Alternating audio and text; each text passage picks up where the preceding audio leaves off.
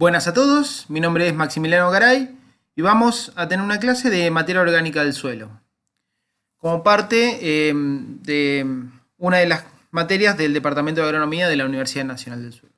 Bueno, para comenzar les voy a comentar un poco qué es lo que se ve atrás en la foto. Es una buena representación de lo que es la materia orgánica en el suelo. Esa foto pertenece a un perfil de la zona de Sierra de la Ventana. Uno de los perfiles que normalmente vemos con los prácticos, con uno de los viajes que hacemos en Fundamentos de Edafología. Solemos visitar ese perfil y ahí se ve bien toda la parte superior del perfil, que tiene un color bastante oscuro, ennegrecido está, debido al contenido de materia orgánica. Esto está relacionado con uno de los procesos pedogenéticos que se llama melanización y que representa muy bien cómo se expresa la materia orgánica dentro del suelo.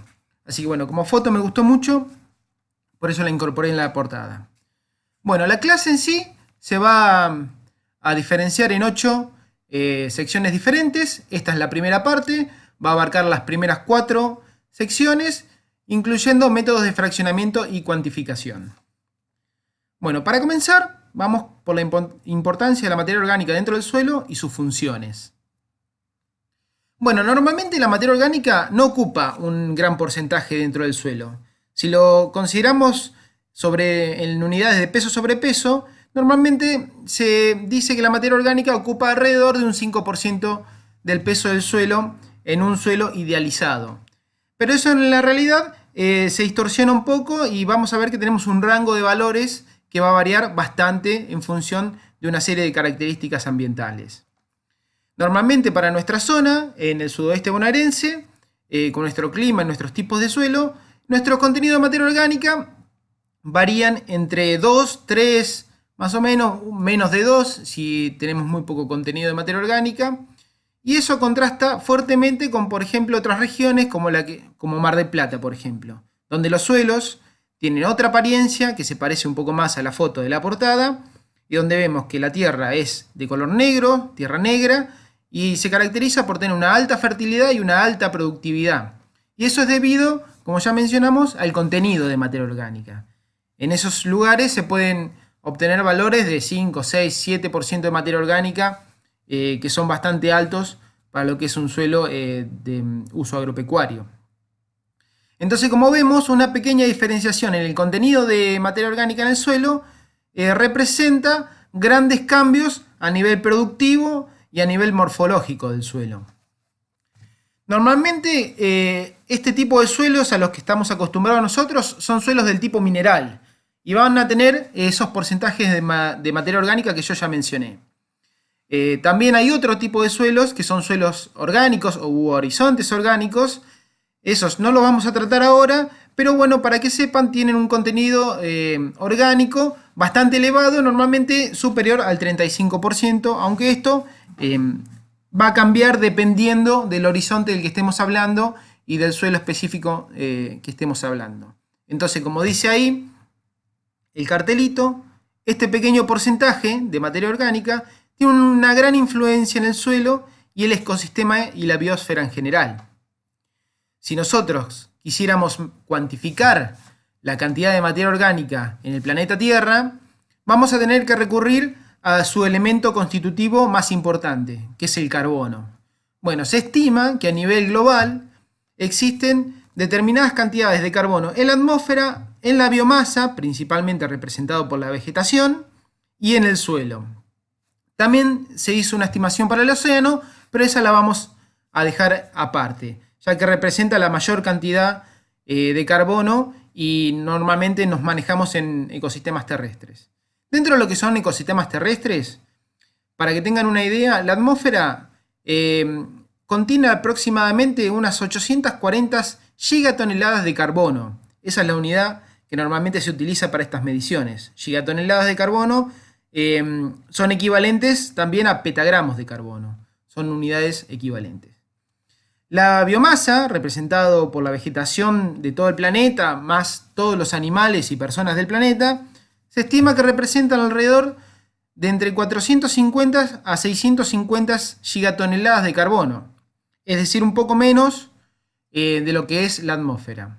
Y en el suelo, ahí vemos que si consideramos solamente los primeros 30 centímetros, que son los de mayor contenido de carbono orgánico, vemos que el valor incluso excede al de toda la biomasa del planeta.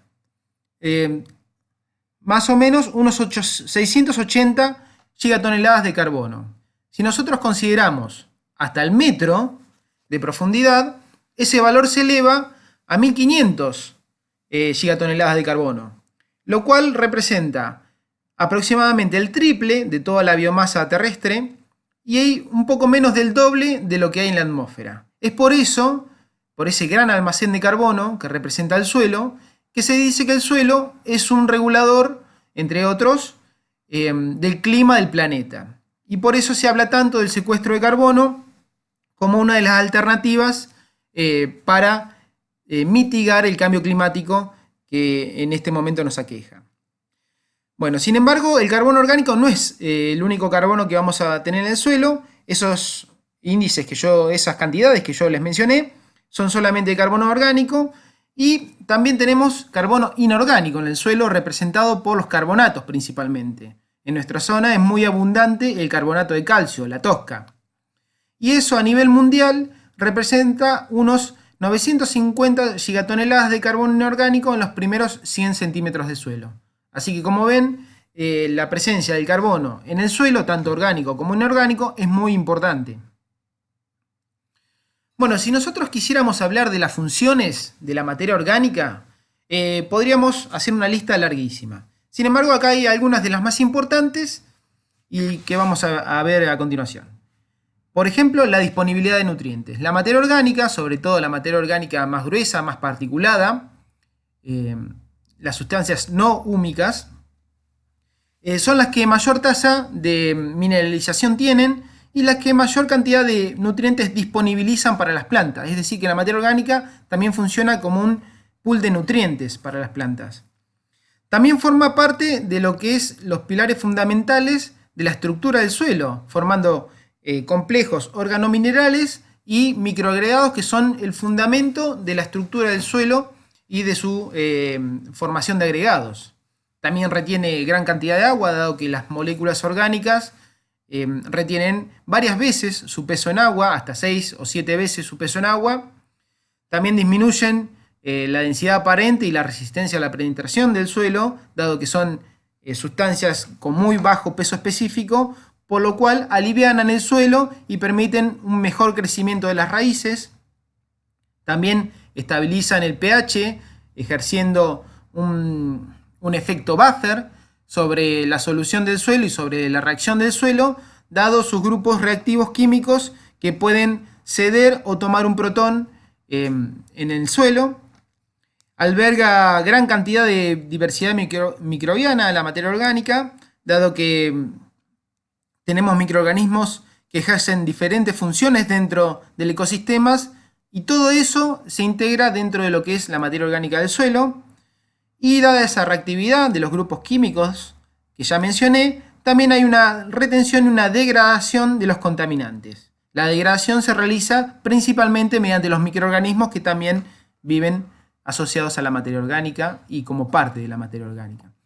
Todas estas funciones, más otras que no mencioné, hacen a la calidad del suelo. Por eso se dice que la materia orgánica es uno de los indicadores principales de la calidad del suelo. Si nosotros quisiéramos ordenar esos beneficios de otra manera, podemos decir que en cuanto al aspecto biológico, alberga gran cantidad de microorganismos, como ya mencionamos, dentro de los cuales, algo que no les mencioné todavía, es que muchos de los medicamentos actuales incluso provienen de microorganismos que viven en el suelo. Y la materia orgánica también representa una fuente de energía para los microorganismos y de nutrientes también. Si lo tomamos desde el aspecto químico, la materia orgánica, mediante su mineralización, suministra nutrientes a las plantas. Si la mineralización es del tipo aerobio, que es la de mayor interés para el aspecto agronómico, se disponibilizan nutrientes como los que se ven acá abajo, principalmente nitratos, fosfatos, sulfatos y también otros metálicos.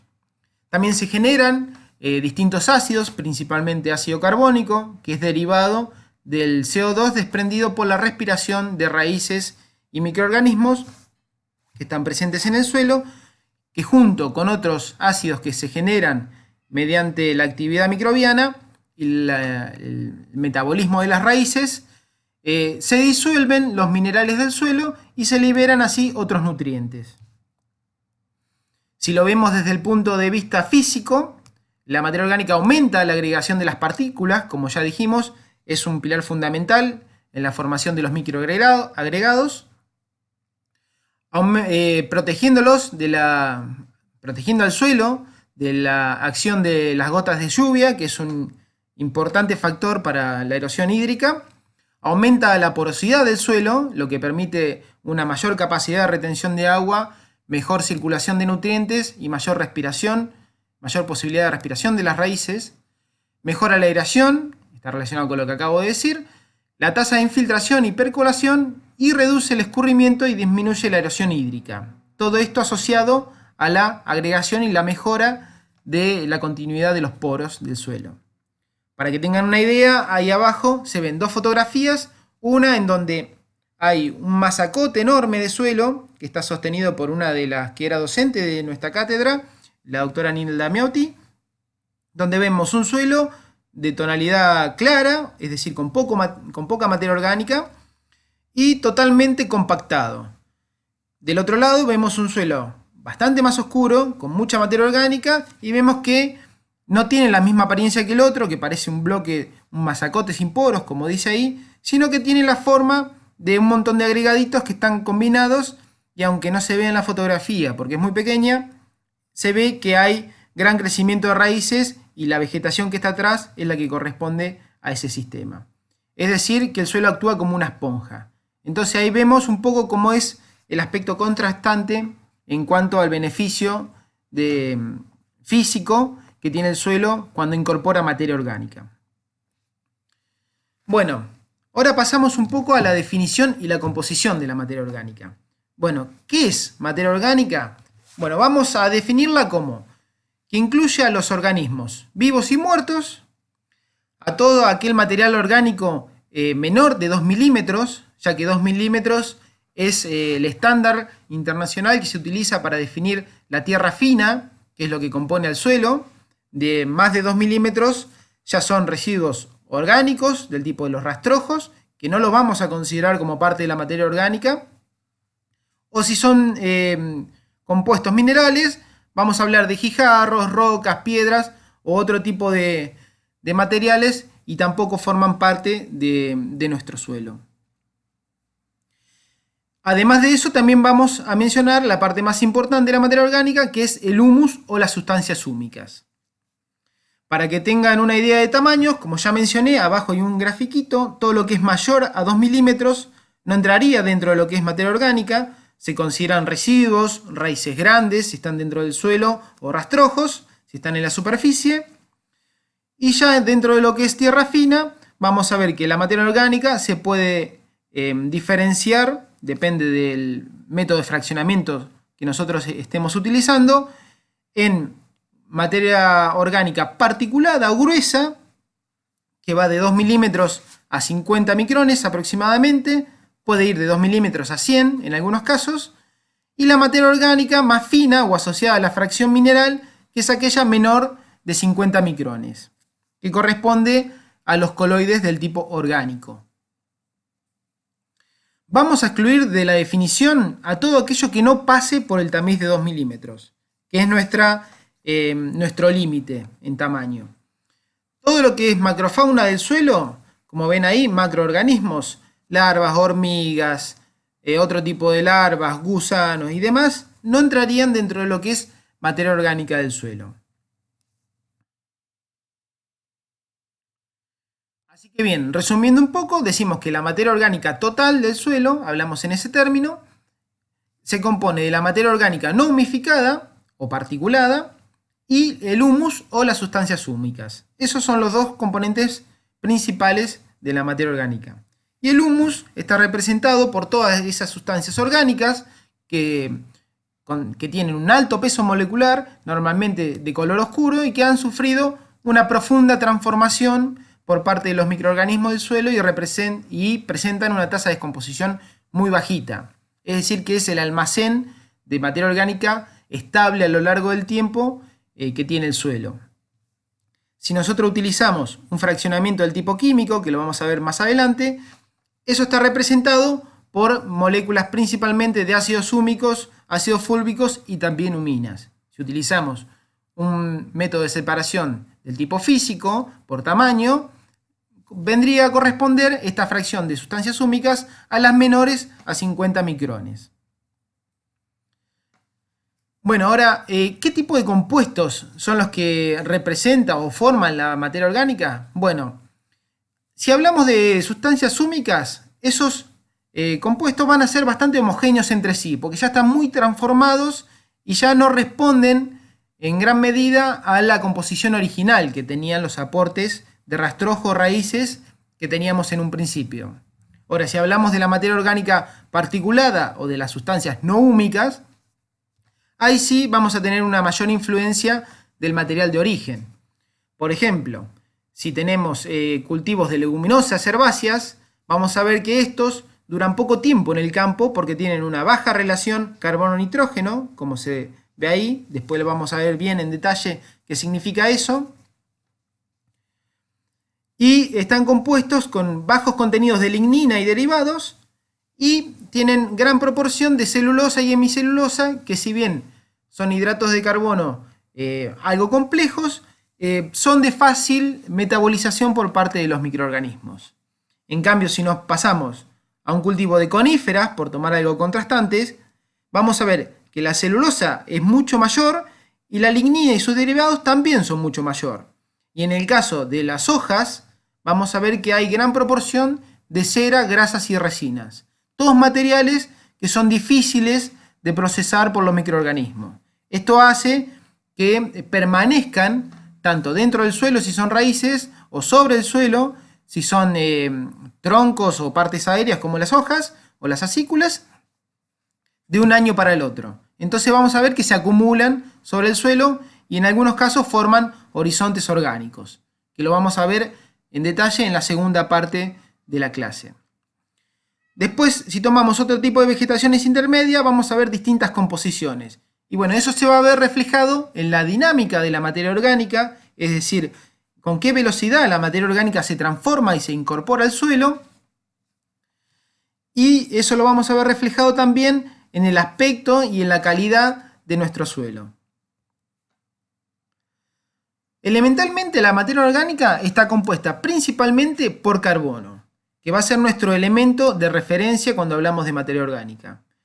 En general, hablamos que la materia orgánica contiene entre un 52 a un 60% de carbono. El elemento que le sigue es el oxígeno en peso, siempre hablando en peso, y va entre un 32 a un 38%. Y otros elementos minoritarios son el hidrógeno, 3 a 4%, el nitrógeno, fósforo y azufres. Ahora bien, ¿para qué me sirve a mí saber cuál es la composición elemental de la materia orgánica? Bueno, en base a eso se establecen algunas relaciones que son parámetros de calidad de la materia orgánica, como por ejemplo la relación carbono-nitrógeno, carbono-fósforo, nitrógeno-fósforo, o incluso relaciones triples carbono-nitrógeno-fósforo. Este tipo de indicadores, ¿qué información me da? Bueno, me da una información de calidad, ya sea de aporte de materiales orgánicos, tipo rastrojos, o de la misma materia orgánica, si estoy analizando la fracción menor a 2 milímetros. Cuanto menor sea la relación, mejor va a ser la calidad o más procesada va a estar esa materia orgánica. Como por ejemplo, para que tengan una idea, algunos ejemplos se ven acá abajo. En general, se habla que la materia orgánica del suelo, en la fase mineral, tiene una relación carbono-nitrógeno de aproximadamente entre 8 y 12. Generalmente en la parte superficial del suelo encontramos los valores más altos, alrededor de 10, 11, 12 es lo normal.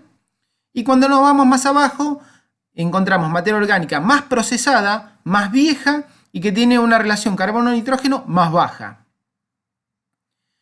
En cambio, rastrojos como por ejemplo rastrojos de trigo, que todavía no forman parte de la materia orgánica, tienen elevadísimas relaciones carbono-nitrógeno, como por ejemplo 60-80, es uno de los índices. La madera tiene incluso más, puede tener más de 100, 200 de relación carbono-nitrógeno, y eso me indica que son residuos que tienen una descomposición dificultosa, porque el nitrógeno está inmovilizado y no es suficiente para que los microorganismos puedan crecer con facilidad. Otro rastrojo que está como ejemplo es el rastrojo de soja, que tiene una relación carbono-nitrógeno muy inferior a lo que es el trigo, aproximadamente de 30. Es por eso que los rastrojos de las leguminosas, como por ejemplo la soja, duran mucho menos en la superficie del suelo y son rápidamente metabolizados por los microorganismos. Este valor de carbono que yo les mencioné, si bien es variable, se ha tomado como un índice para establecer una equivalencia entre la cantidad de carbono orgánico y la cantidad de materia orgánica del suelo. Y de hecho se utiliza así cuando nosotros mandamos un análisis, un suelo a analizar, y nos devuelven un valor de materia orgánica. Lo que se analiza normalmente en el laboratorio, lo vamos a ver también más adelante, es el elemento carbono, es qué cantidad de carbono tiene mi suelo, y después se hace una transformación a materia orgánica. ¿Cuál es el valor que se utiliza? Bueno, es ese que está ahí. Se asume que la materia orgánica tiene un 58% de carbono en su constitución. Entonces, si yo quiero calcular la cantidad de carbono, puedo utilizar mi base de materia orgánica y multiplicarla por 0,58, y de esa manera vamos a tener nuestro porcentaje de carbono, o puedo hacer el procedimiento inverso y multiplicar mi cantidad de carbono por 1,72 y tener mi cantidad de materia orgánica. Ese 1,72 sale de dividir 1 sobre 0,58. Esta es una estimación para suelos de climas templados que se utiliza, diría, a todo lo ancho del mundo, y que normalmente es la que todos utilizamos para realizar esa equivalencia. Si nosotros queremos analizar un poco ya la materia orgánica más vieja, las sustancias húmicas del suelo, vamos a ver que esos contenidos no son tan válidos, ya que vamos a diferenciar nuestras sustancias húmicas, según el método de fraccionamiento que utilicemos, en ácidos fúlvicos, húmicos y humíneos, si usamos el fraccionamiento químico, que es uno de los más utilizados. Ahí vamos a ver que las características porcentuales de los elementos constitutivos son diferentes a la de la materia orgánica total. Por ejemplo, para los ácidos fúlvicos, el contenido de carbono es menor que para el de los ácidos húmicos, pero su contenido de oxígeno es mayor. Lo mismo que para el nitrógeno. Tiene un menor contenido de nitrógeno, mientras que los ácidos húmicos tienen un mayor contenido de nitrógeno, y las huminas, que es una fracción que no se puede separar de la fase mineral, tiene el mayor contenido de nitrógeno y el mayor contenido de carbono también, y el menor de oxígeno. También hay otros elementos constitutivos que normalmente no se detallan en los ácidos fúlvicos y húmicos, aunque hay algunos trabajos donde sí se realiza esta determinación. Para que tengan una idea, la SiC de la materia orgánica, es decir, la capacidad de intercambio catiónico, también es muy elevada, sobre todo de las sustancias húmicas, y va desde los 200 hasta los 600 centimoles de cargas positivas por kilo de suelo.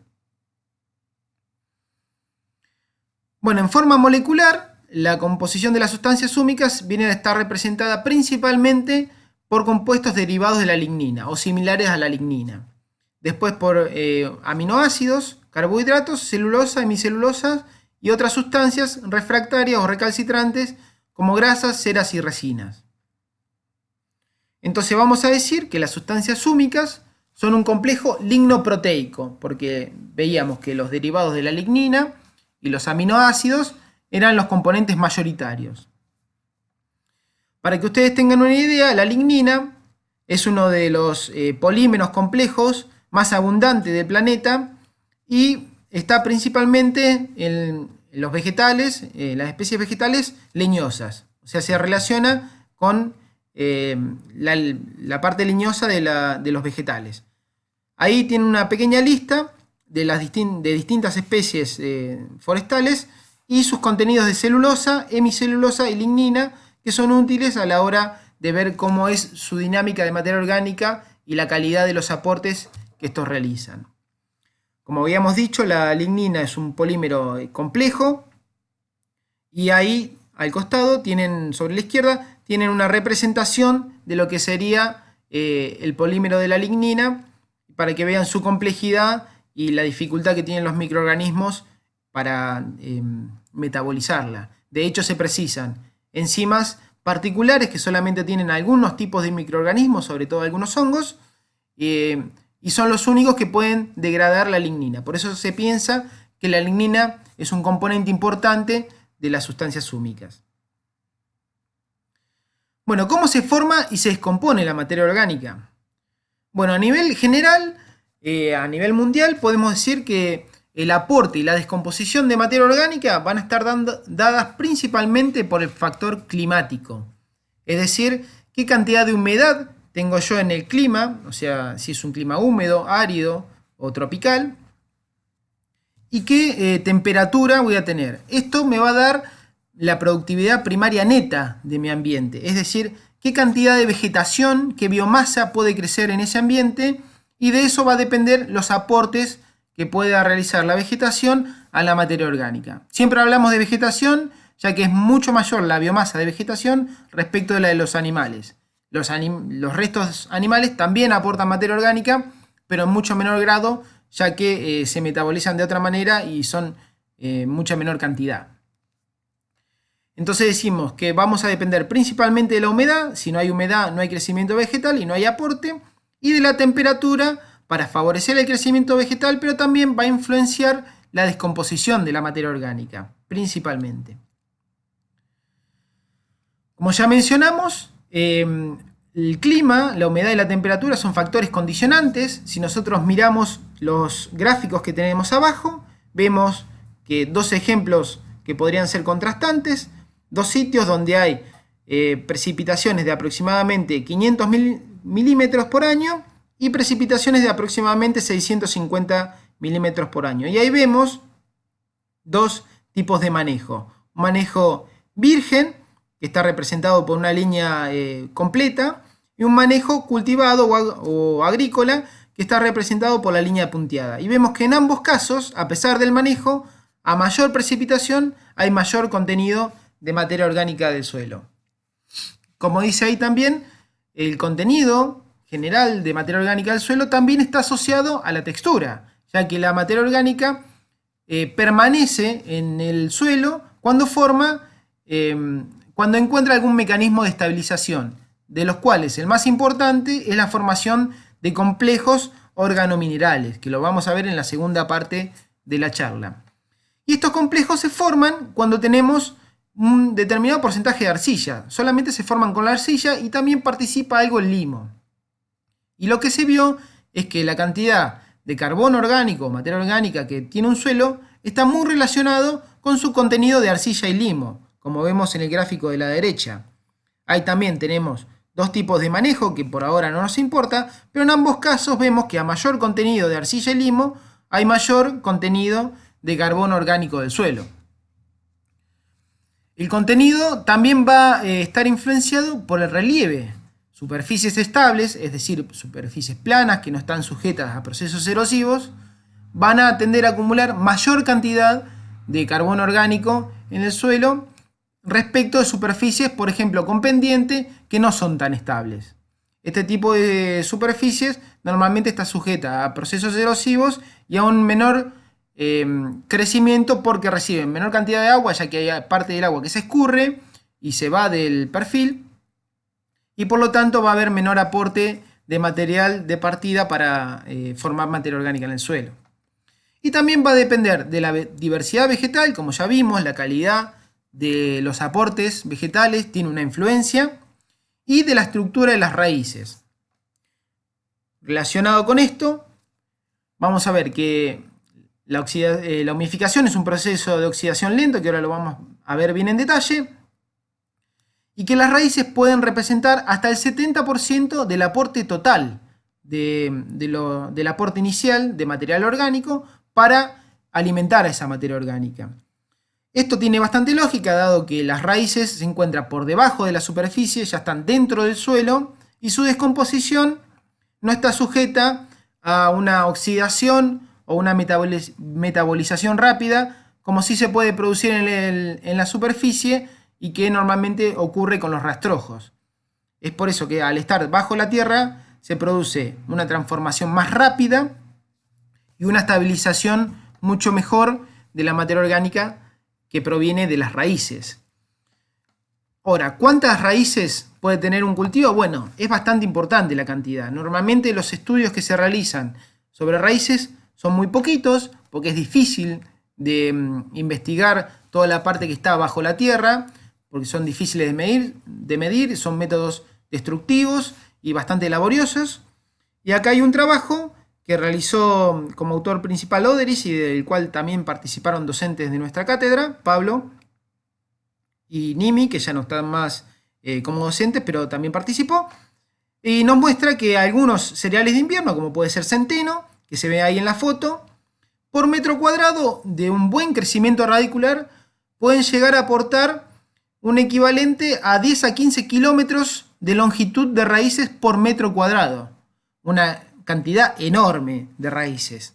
Si esto nosotros lo quisiéramos cuantificar como biomasa en kilos por hectárea, vamos al cuadrito que tenemos sobre la derecha, que pertenece al mismo trabajo, y vemos que en un tratamiento testigo donde había un barbecho químico, sin presencia de vegetales vivos en la superficie, teníamos menos de 500 kilos de raíces de aporte por hectárea, y vemos que el resto de los tratamientos van más o menos de los 2.500 a los 3.500 kilos por hectárea de aporte de raíces. Y los tratamientos están representados por centeno, los rombos, las cruces por vicia y centeno, y los cuadraditos por centeno más un fertilizante nitrogenado. Y la línea punteada por vicia sola, que también está solapada con el tratamiento de centeno. Entonces, todos estos verdeos, o también en este trabajo fueron utilizados como cultivo de cobertura, es decir, que no se aprovecharon con el ganado, sino que simplemente se secaron después de una determinada etapa, aportaron aproximadamente unos 3.000 kilos de raíces por hectárea, lo cual es un contenido muy importante y nos marca la importancia de mantener la superficie, el campo, con vegetales vivos. Siempre que nosotros tengamos vegetales vivos, vegetación sobre el lote, vamos a tener un aporte de materia orgánica y vamos a estar favoreciendo, manteniendo o incrementando nuestro contenido de materia orgánica. La formación de la materia orgánica la vamos a diferenciar en 4 pasos, que muchas veces se superponen entre sí.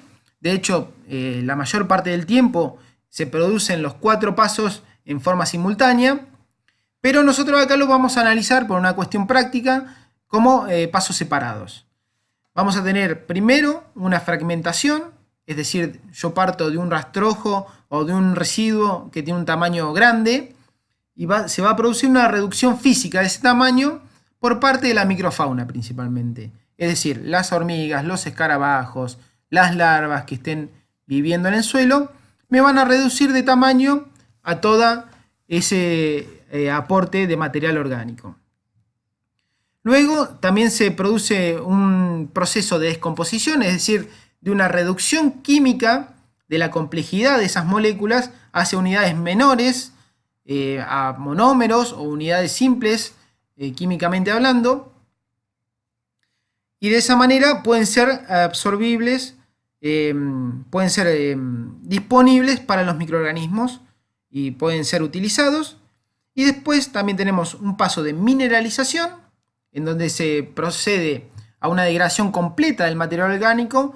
Ahí sí se toman esos compuestos más simples químicamente hablando y se utilizan completamente, rindiendo esa mineralización en compuestos oxidados como pueden ser nitratos, fosfatos, sulfatos, calcio, potasio, magnesio y otro tipo de compuestos minerales. Es decir, ya no forman más parte de la fase orgánica, sino ya son parte de los minerales.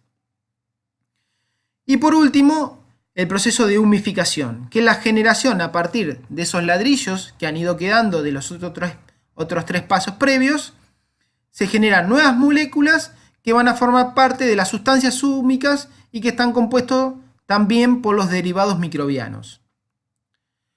La humificación se compone de varios procesos, entre los cuales podemos remarcar tres principalmente. La alteración estructural de algunos compuestos persistentes como la lignina, que ya habíamos mencionado que son difíciles de metabolizar, y solamente en algunos casos la molécula solamente se ve alterada parcialmente, y esto da lugar a huminas del tipo insoluble. Se puede dar una condensación de las moléculas simples, esto es a partir de moléculas simples que se habían generado en la degradación química, se vuelven a formar nuevas moléculas de mayor tamaño y eso va a formar parte de los ácidos húmicos y fúlbicos, es decir, de las sustancias húmicas. Y también se pueden generar nuevas moléculas a partir de los productos de degradación de otros compuestos, es decir, neoformación.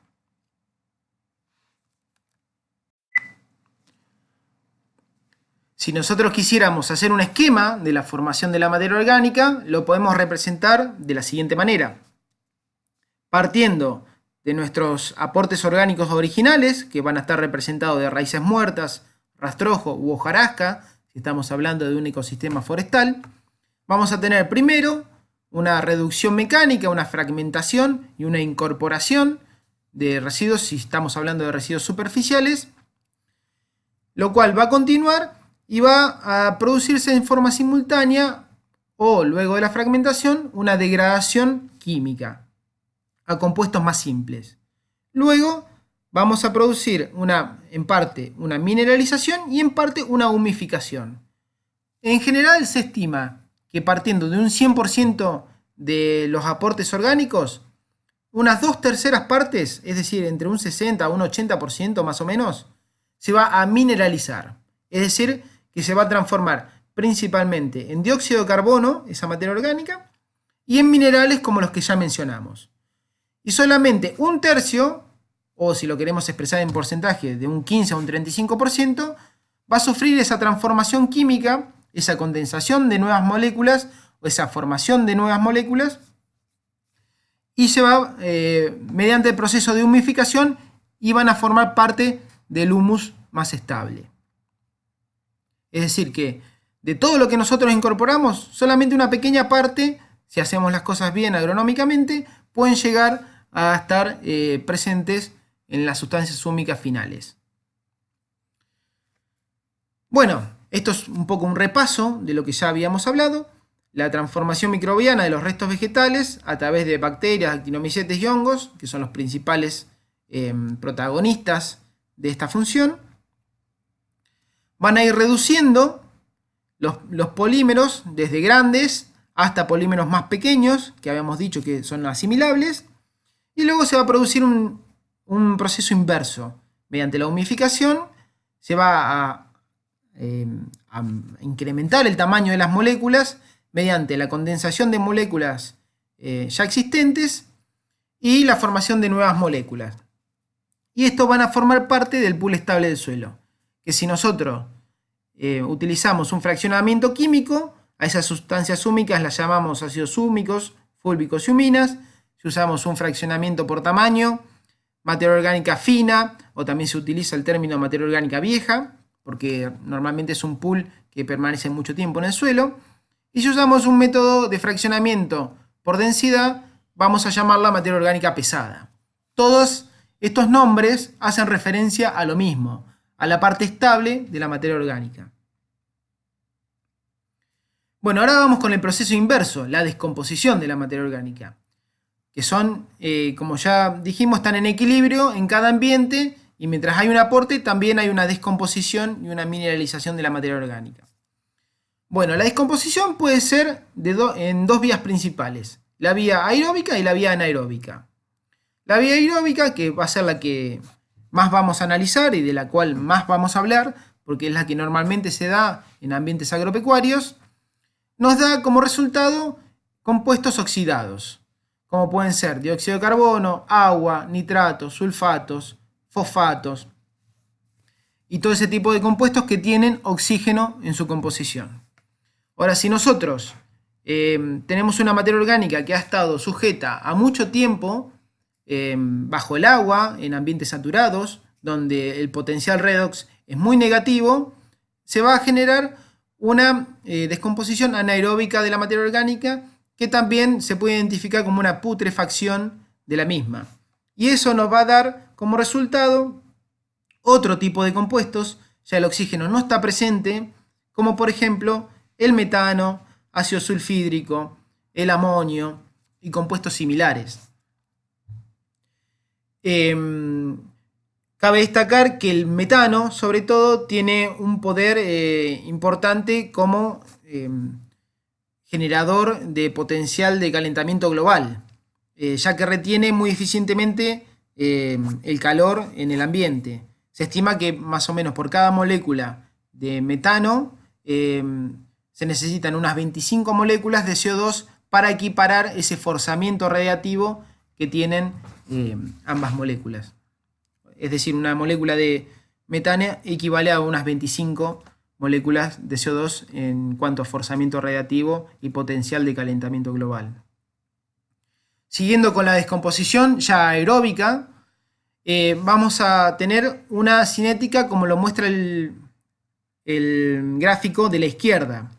Primero se van a descomponer todos aquellos residuos o compuestos o moléculas que son fácilmente asimilables por los microorganismos, como por ejemplo los azúcares, los aminoácidos, aminoazúcares, ácidos orgánicos y otros, hasta agotar este pool de material fácilmente asimilable. Y luego se van a pasar a los que le siguen en cuanto a facilidad de metabolización, como por ejemplo la proteína cruda, insoluble, la hemicelulosa, la celulosa, y por último van a quedar los compuestos más refractarios o más recalcitrantes, como la lignina y los polifenoles. También están incluidos, en el cuadrito que tenemos a la derecha, vemos una analogía, las resinas y las grasas. Si nosotros los medimos como actividad biológica, primero vamos a ver un incremento importante de la actividad biológica hasta que se agotan las sustancias más fáciles de metabolizar, y luego vamos a ver que esa actividad biológica va paulatinamente descendiendo a medida que consumimos las sustancias que son intermedias, de una capacidad de asimilación intermedia, y nos quedan solamente las recalcitrantes o refractarias, que son muy difíciles de metabolizar, de asimilar, y por eso se tarda mucho más tiempo. Si llegasen a acoplarse a algún mecanismo de estabilización en el suelo, esas van a permanecer inalteradas durante un largo tiempo. Los compuestos generalmente más fáciles de asimilar para los microorganismos son los simples, como ya mencionamos, y que tienen las estructuras que ustedes pueden ver ahí en la filmina. Mencionamos el almidón, los azúcares, las pectinas, las proteínas, son todas moléculas más bien pequeñas, excepto el almidón es grande, pero fácil de metabolizar, y tienen esta apariencia. En cambio, la lignina, como ya vimos, tiene otra apariencia totalmente diferente, con moléculas mucho más mayores, son polímeros complejos, también lo son la celulosa y la hemicelulosa, pero son más fáciles de metabolizar. Ahora, resumiendo un poco y poniendo todo junto en casos típicos, vamos a ver que en algunos ecosistemas forestales ya vimos que tienen una composición con mucha cantidad de ceras y resinas, mucha lignina, lo cual hace todo que sean residuos difíciles de metabolizar y difíciles de degradar, por lo cual muchas especies forestales que son ricas en estos compuestos se degradan muy lentamente y se acumulan, y uno las ve de un año al otro, y si la acumulación es significativa pueden incluso formarse horizontes orgánicos como los que se ven a la derecha. Esa foto es de mi trabajo de tesis y era en Pinares, de la zona de Sierra de la Ventana, donde llegué a detectar hasta 20 centímetros de horizontes orgánicos, o pinocha como normalmente se lo conoce, y que se diferencian en distintos horizontes con distinto grado de descomposición. Estas sustancias húmicas que se van a terminar formando y van a ser parte de la materia orgánica son ricas en compuestos aromáticos y tienen un carácter inhibidor de la degradación. Es uno de los mecanismos de estabilización que vamos a ver más adelante, y es por eso en parte que también permanecen en el ambiente. Bueno, vamos a pasar a los métodos de fraccionamiento y cuantificación de la materia orgánica, que son de interés agronómico, ya que normalmente vamos a necesitar realizar análisis de suelo o análisis de distinto tipo, y es bueno tener una idea de cómo funcionan esos análisis y cómo son llevados a cabo en los distintos laboratorios. Bueno, antes que nada tenemos que saber y tener en claro muy bien cuál es nuestro objetivo cuando queremos hacer un análisis. Si es un objetivo productivo, si es un objetivo de investigación, o tenemos otro objetivo o simple curiosidad, por ejemplo. Y de ahí vamos a decidir cuál es el tipo de fraccionamiento que nosotros vamos a tener que utilizar, ya sea físico, químico o biológico, que está muy ligado al fraccionamiento conceptual. Estos a su vez se pueden integrar entre sí y mezclar, y se puede usar, por ejemplo, una separación física, y después sobre esas fracciones que obtenemos podemos realizar a su vez un fraccionamiento, una separación química, con las dos fracciones separadas. Bueno, vamos a empezar por el fraccionamiento físico de la materia orgánica. Bueno, hay dos tipos principales. Yo les voy a mencionar los fraccionamientos que más se utilizan y los más comunes que son utilizados en nuestro país.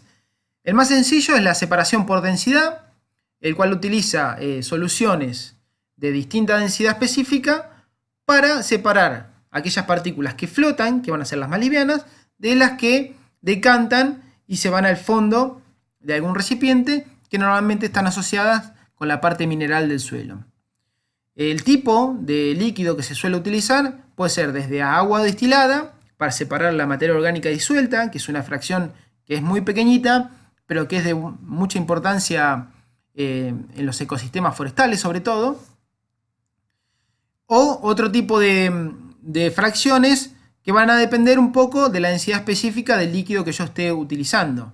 Por ejemplo, para separar fracciones más importantes, no solamente la materia orgánica soluble, vamos a utilizar soluciones especiales, como por ejemplo el politungstato de sodio, que puede ir de una densidad de 1,6 hasta 2 gramos por centímetro cúbico, y me permite separar fracciones que son más livianas que eso o más pesadas que eso. Este tipo de separación, si bien es muy sencillo de realizar, no se utiliza en gran medida, y sí se utiliza el fraccionamiento por tamaño, que les voy a explicar a continuación.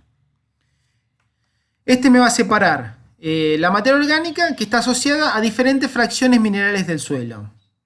Por ejemplo, se utilizan límites de 100 y 50 micrones para diferenciar la materia orgánica particulada, que va a ser la más grande, que tiene un límite superior de 2 milímetros, hasta 100 o 50, depende el autor que esté, o la persona que esté realizando el fraccionamiento, puede usar cualquiera de los dos límites.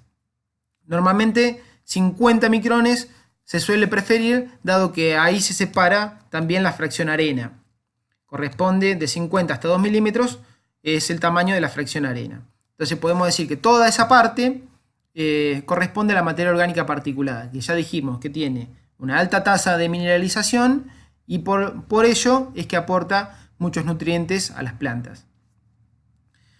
Esto se realiza con tamices. En húmedo, normalmente se pone una muestra de suelo con agua y unas bolitas de vidrio para facilitar la rotura de los agregados. Se agita durante un tiempo determinado y después se pasa por los tamices. Si utilizamos el tamiz de 100 y también el de 50, podemos llegar a sacar una fracción intermedia que normalmente representa un estado intermedio entre la materia orgánica particulada más gruesa y una materia particulada que puede ser llamada fina, que está entre los 50 y los 100 micrones. pero que no deja de ser particulada. Todo lo que pasa al tamiz de 50 vamos a considerarlo como materia orgánica fina, o también se utiliza el término materia orgánica asociada a la fracción mineral, ya que ahí vamos a tener arcilla y limo, que normalmente está asociada a esa materia orgánica y forma parte de las sustancias húmicas y de la parte más estable de la materia orgánica. Bueno, como ya mencionamos, los residuos orgánicos no forman parte de la materia orgánica si tienen más de 2 milímetros.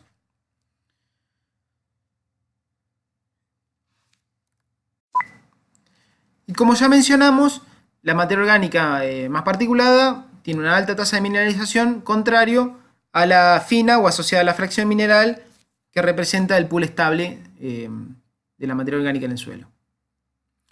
Bueno, si utilizamos un método de fraccionamiento químico, ahí la cosa va a cambiar un poco, ya que toman importancia los grupos químicos que están presentes en las sustancias húmicas, sobre todo. Y van a tener importancia, por ejemplo, los anillos aromáticos, que están unidos entre sí por diversos puentes, los radicales libres, del tipo carboxilo, carbonilo, hidroxilo, metoxilo, fragmentos de proteínas y fenoles, hidrocarburos alifáticos y polisacáridos, y ácidos grasos y cadenas del tipo de los alcanos. El fundamento de la separación química va a utilizar todas esas moléculas que podemos ver acá en los extremos de las distintas representaciones de los ácidos húmicos, la cual ha ido cambiando a lo largo del tiempo, como medio para separar por solubilidad aquellas fracciones que son solubles o insolubles en determinados medios. Las imágenes que ustedes ven acá corresponden a distintas representaciones de lo que han sido los ácidos húmicos a través del tiempo, y como nota se los dejo que ha ido cambiando bastante a medida que ha avanzado la investigación, y una de las últimas representaciones es la que ustedes ven abajo, que corresponde a 1982 y realizada por Stevenson. Bueno, si nosotros vemos los pasos que hay que seguir, son bastante sencillos y requieren algunos reactivos químicos fuertes, bastante poderosos. Normalmente se toma una muestra de suelo y se le eleva el pH mediante una solución de hidróxido de sodio 0,5 molar. Esto se agita durante unas 24 horas y luego se centrifuga. Ahí vamos a ver que una parte va a decantar y una parte va a quedar como sobrenadante. A la parte que decantó la vamos a llamar humina. Esas son las famosas huminas, que son insolubles y son muy difíciles de estudiar, ya que no se pueden separar de la fracción mineral, pero sin embargo son bastante importantes desde el punto de vista de la proporción que significa dentro de la materia orgánica del suelo, ya que llegan a representar hasta un 50% o incluso más del total. Nosotros separamos esa parte y del sobrenadante todavía nos quedan para separar los ácidos fúlvicos y los húmicos.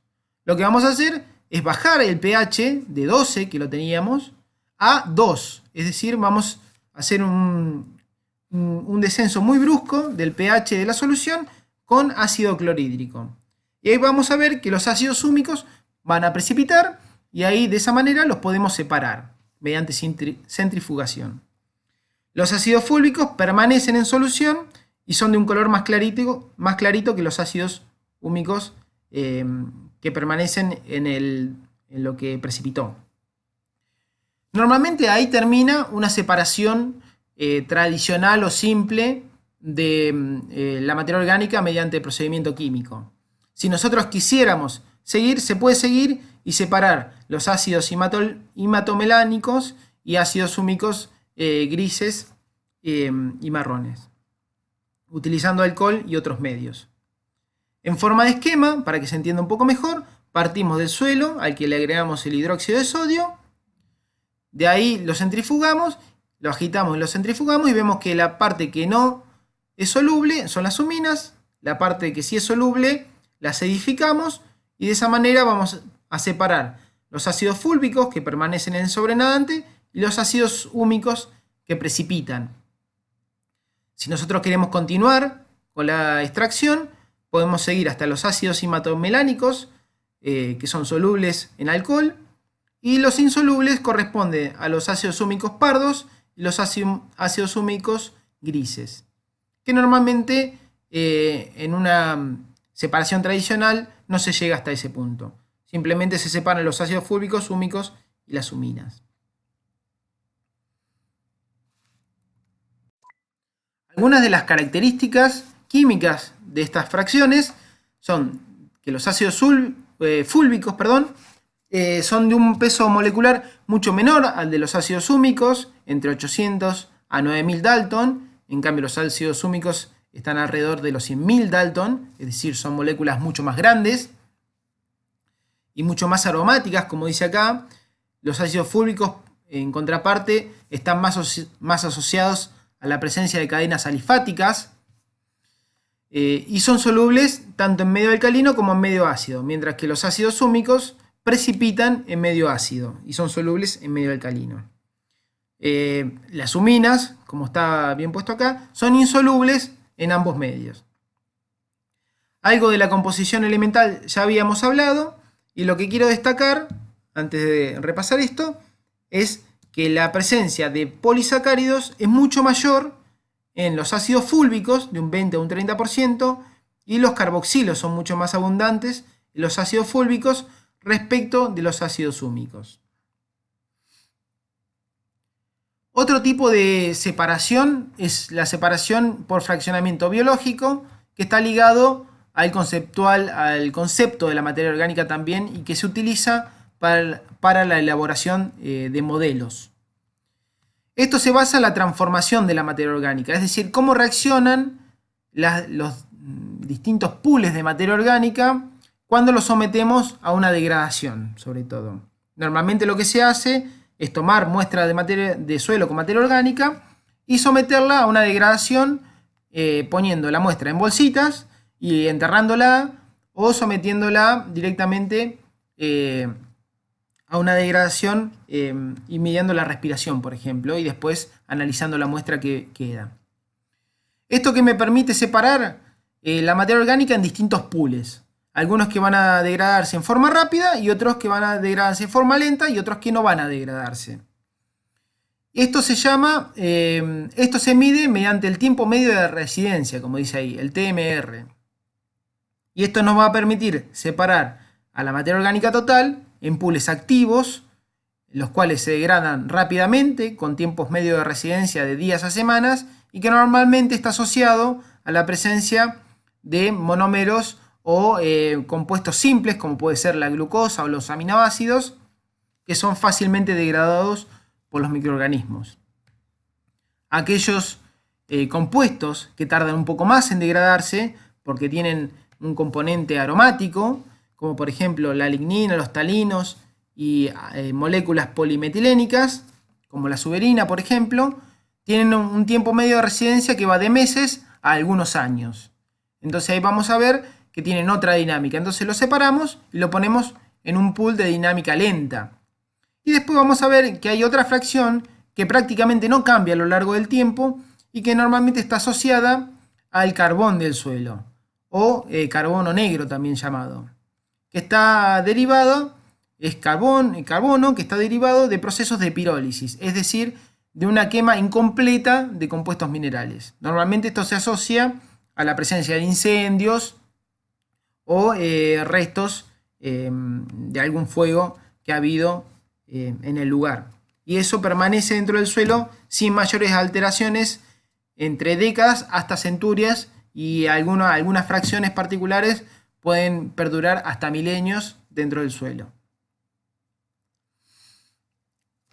Esta disponibilidad, estos tiempos medios de residencia distintos para cada pool, el activo, el inerte y el intermedio, se utilizan como parte de modelos matemáticos que son usados actualmente para describir la dinámica del carbono y de la materia orgánica en los distintos ecosistemas. Y de esa manera se puede ver si un suelo emite carbono a la atmósfera, es decir, pierde materia orgánica, se mineraliza esa materia orgánica y se va como dióxido de carbono a la atmósfera, o por el contrario, se enriquece el suelo de materia orgánica y se habla de un secuestro de carbono.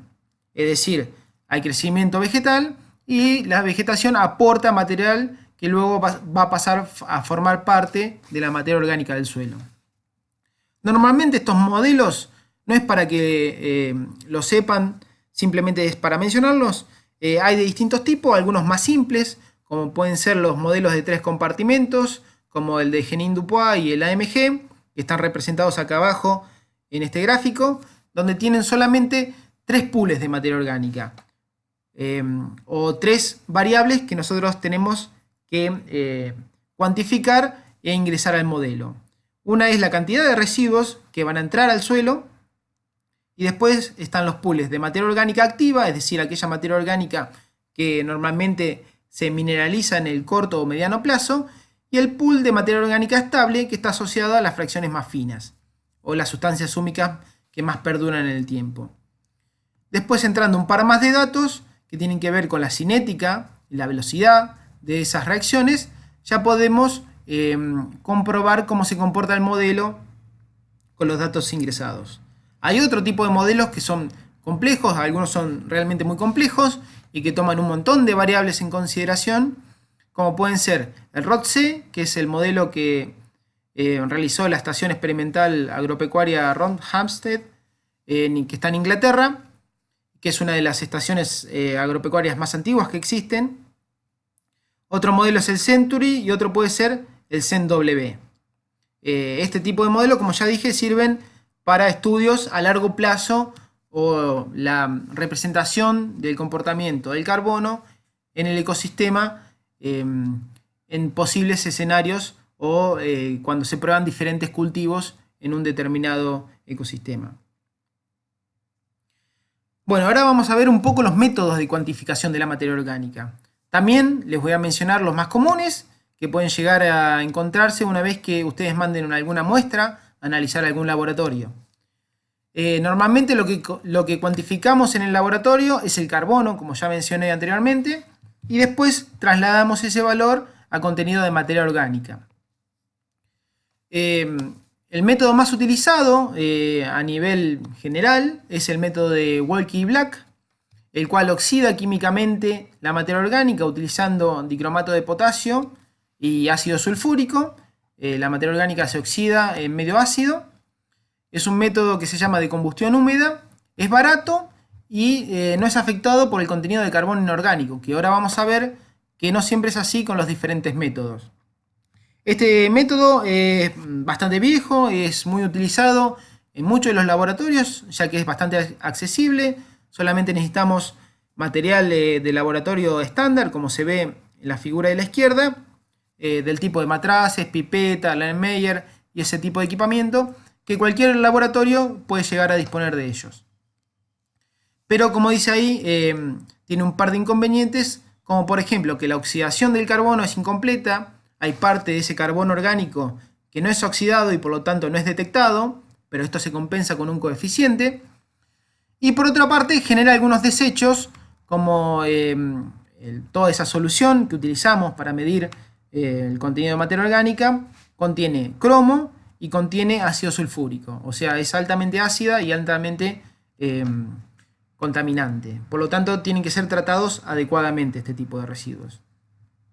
Otro método, que también es económico y muy utilizado, es el de pérdida por ignición en la mufla, es decir, la pérdida de peso que sufre el suelo cuando yo someto una muestra del mismo y quemo la parte orgánica del suelo. ¿Cómo la quemo? Bueno, utilizo la mufla, que es este aparato que se ve en la imagen de la derecha, que es similar a un horno de vitrofusión, es un horno eléctrico que alcanza temperaturas muy altas. Puede llegar hasta 1000 o 1200 grados. Lo que vamos a utilizar para determinar el carbono es una temperatura de unos 400 a 500 grados, normalmente durante 1 o 2 horas, y de esta manera quemamos todo el material orgánico y vemos cuánto varió en peso la muestra que nosotros sometimos inicialmente.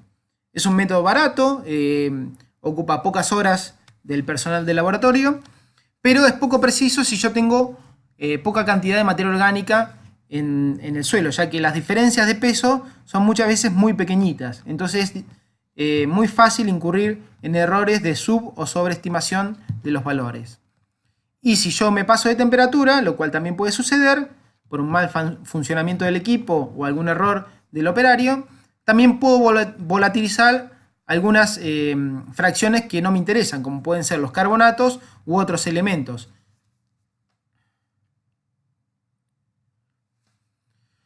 Otro método bastante utilizado es el de combustión seca o LECO, que es el que utilizan los laboratorios un poco más grandes por su precisión y su facilidad de operación y su capacidad de procesamiento de muestras. Esto es una máquina especializada se utiliza un aparato que está especializado en el procesamiento de muestras para la determinación de carbono orgánico y es el que utiliza el laboratorio LABSPA, que está disponible en el CERSOS, ahí al lado del LUM.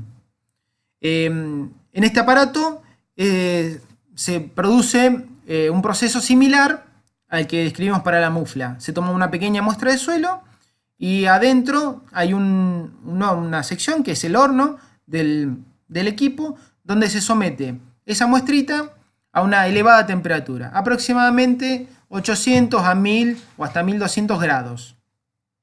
De esa manera yo volatilizo todos los compuestos carbonados y después es una cámara cerrada eso, y después hay una luz infrarroja que mide la cantidad de CO2 desprendido de toda esa volatilización.